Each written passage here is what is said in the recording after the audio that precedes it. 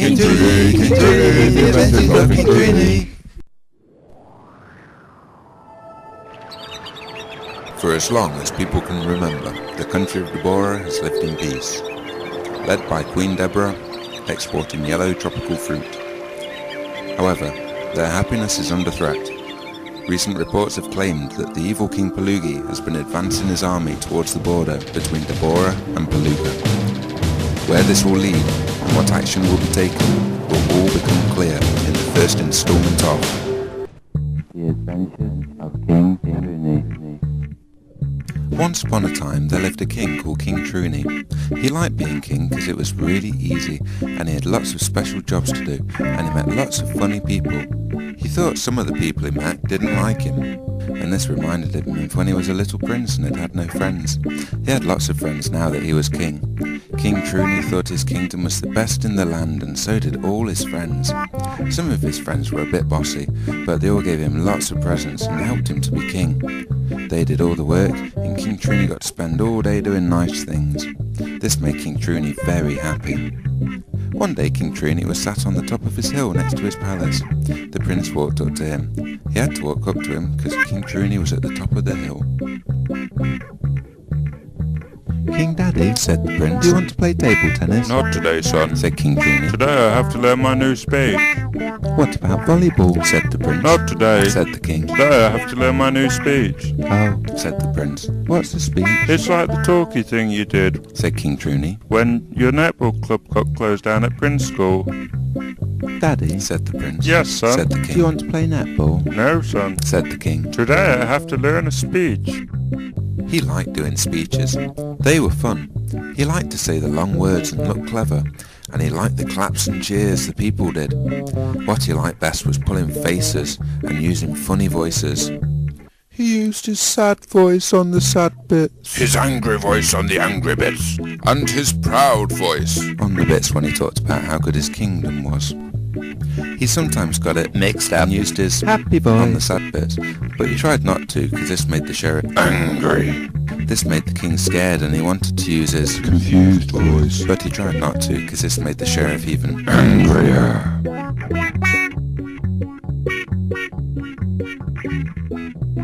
Just then one of the guards came up the hill. My lord. He said, and the king and the prince giggled. The guard waited until they had stopped and continued. The sheriff has requested me to inform you that due to last-minute changes of state and shortness of time thereof, it is necessary for the Royal Highness to accompany me to the speech-writing room, where it is requested that he personally adds final alterations to the proposed speech. The king looked at the guard and wondered what he had said. He looked at the prince, who was looking at the sky. What do you think? Said the king. Shortbread. Said the prince. The king was very proud and thought the prince would make a very good king.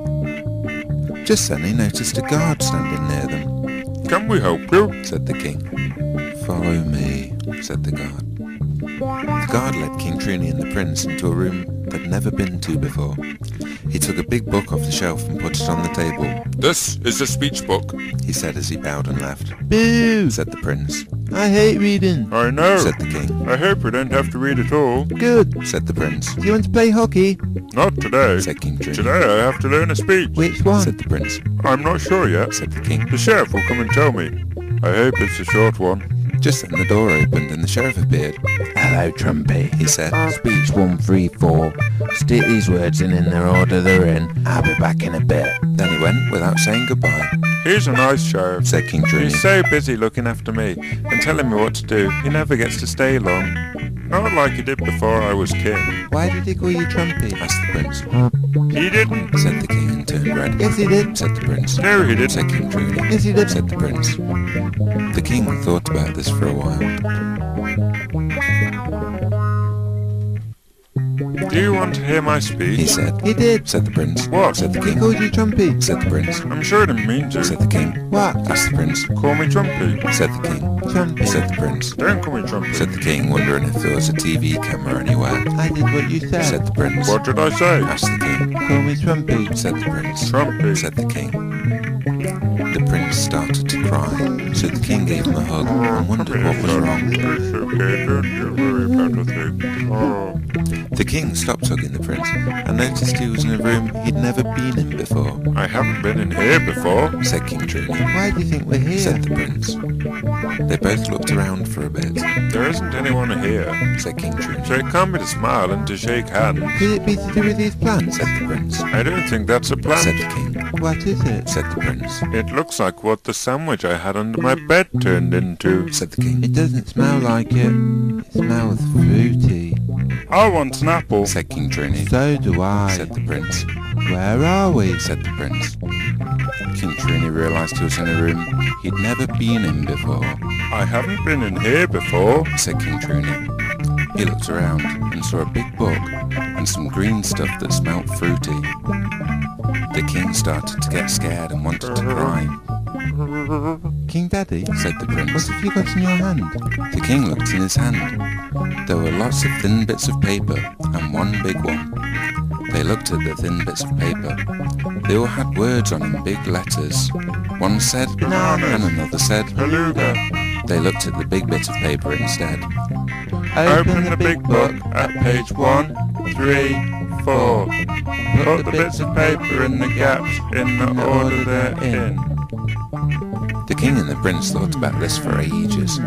Eventually they opened the big book at page 1 and put the bits of paper in. Then they opened the book at page 3 and put the bits of paper in there.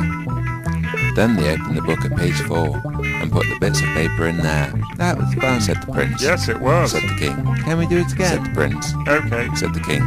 I like days like this almost as much as when we go to the woods and stay in the houses made of clothes. They opened the book at page 1 again. Just then the special talking machine made its ring-ring noise.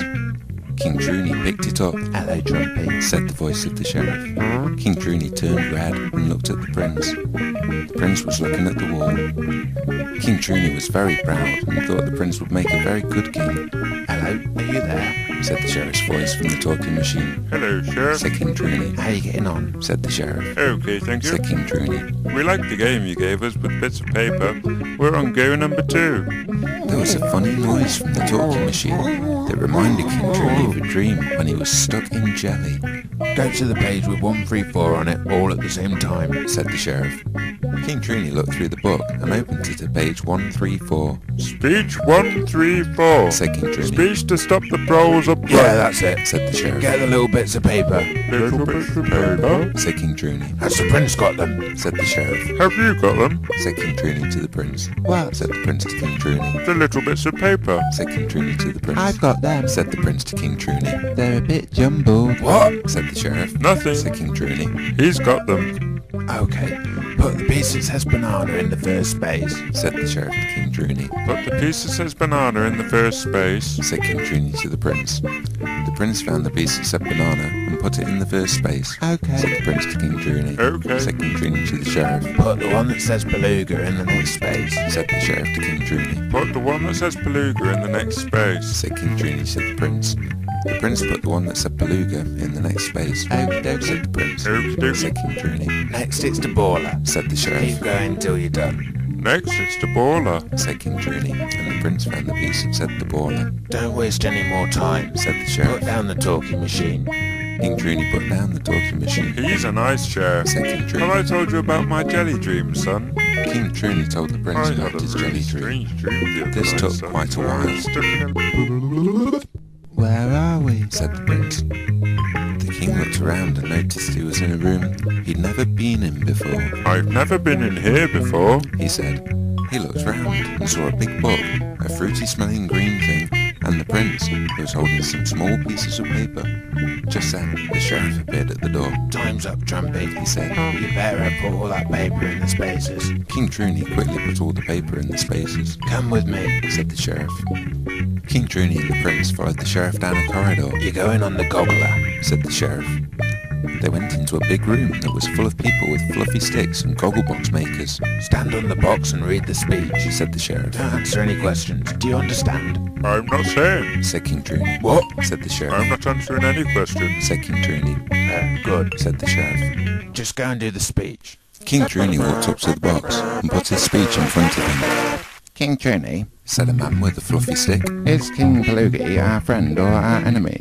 I'm not saying. Said King Troony. I'm just here to read my speech. My lord, Said a man with a gogglebox maker. are we going to help Queen Bearer? I'm not going to tell you. Said King Troony. I'm just going to read my speech.